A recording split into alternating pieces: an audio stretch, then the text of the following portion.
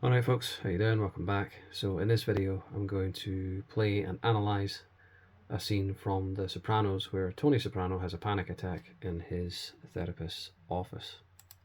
You okay? Yeah. Okay, that is one of the first things. When you feel the tightness across the chest, you feel this kind of warm sensation, or that's what happened with my most recent one. And the tightness across the chest is one of the first things that hits you. Go on with what you were saying. Are you having... And also, I think I left out in my last video is that I had the sensation of wanting to get up and run away. There's nowhere to run to, there's nowhere to go, but you know, you do have that feeling of wanting to escape. an attack now? No. I had a huge lunch, that's all. It's gas. What is it, Anthony? I mean, like I said, you know, in my last video, my first thought when I was, you know, getting into the initial stages of having the panic attack, I thought, I need to go take a shit. Anthony? Alright, the night he got pinched, I had a fucking panic attack, alright? From my mother, goddammit. I didn't even know what it was then. Alright, just relax. Focus on your breathing. That is good advice, actually, because that is how you come out of it, is you slow your breathing right down. That's, you know, panic attacks are very unpredictable. They can last for a long time. They can last up to 30 minutes. They can last 10 minutes. They can last 2 minutes. I mean, I've had a fair few. Most of them were about 3 years ago. I had about 4 or 5 within the space of about 4 months. And the longest was like, I don't know how long it was, but it felt like it was about half an hour. Usually it's more like 5-10 minutes. Slowly. It's not that, I just need some fucking Beano or something. See how he's trying to get up, trying to escape? That's very common with panic attacks. No, just please focus. I've got my medical bag in case. Well, the thing is, unless your medical bag contains propranolol or something like it, then there's not really much you can do. I mean, the thing with panic attacks, you know, if you don't have propranolol, sometimes you just have to write it out.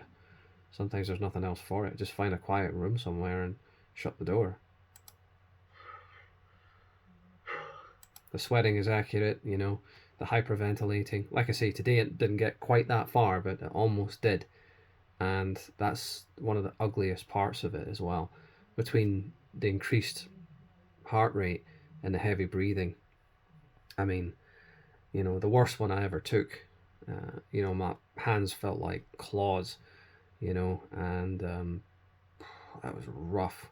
And the tightness across the chest, it was painful. It felt like a heart attack. Panic attacks are no joke, I can tell you. Black guys. My ass. I had a fight with my mother and I had a fucking panic attack. Okay, forget that for now. It's underlying issues that cause them. Well, and genetics as well. But, you know, what triggers them, you know, is underlying stress, underlying issues. I'm not going to get into that, you know, but, well, not in my particular case, but it's unresolved issues or worries or just general anxiety that triggers them. Kamal was supposed to come over with some fucking yarn for some booties my mother was making meadow. Notice the accelerated way that Tony is talking as well. That kind of hit me today, actually. When I was talking, when my voice cracked, it kind of sped up because I'm trying to get the words out, kind of thing, before I'm overwhelmed. She was late. Oh, what the fuck? Why go into it? Close your eyes.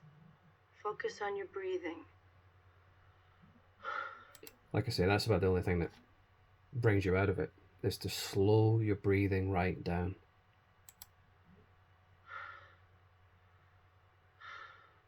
You want some water? She was carrying on.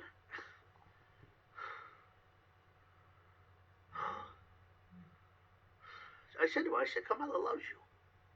You know, you gotta understand, she's got a 3-month-old. She kept going, and I started screaming at her. So I left. I walked out the door, went over to the car, opened the door, boom. Cut my fucking head open.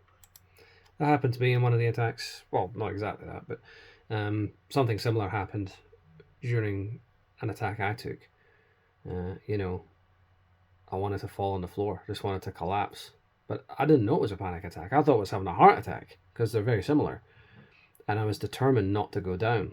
And I had to literally hang on to railings to stop myself from falling, you know. And I was like, stay up, stay awake, stay up, stay awake. I was fighting to stay conscious because I remembered a line from a movie, War of the Worlds, with Tom Cruise and Tom Ribbons. What's his name? They were in Top Gun together. He was in The Shawshank Redemption. I can't remember his name. Anyway, if you've seen the movie, you'll know the scene that I mean. The guy, who drove the ambulance, who went off his head. The guy with the hoodie. Tim Robbins. That was it, Tim Robbins. I remember a line from Tim Robbins. He says, the people who don't flatline are those who keep their eyes open. And for some reason, that just popped into my head. So, when I was struggling not to faint, to pass out, because there was a very real possibility that you will if you suffer a panic attack. Because I thought it was a heart attack, I was determined to not go down. I was fighting to stay upright and awake. And your cousin doesn't know this. Oh, I lied. What am I going to tell him? What am I going to tell all of them? I had a fight with my mother and I fainted. That's why I missed the job.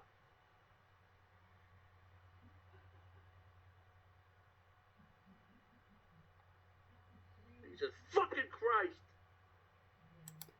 Yeah, they are pretty stressful, I'll tell you. Especially if you don't know what they are. Like anything, the more that you know about it, the less power it has over you. Anyway, thanks for watching.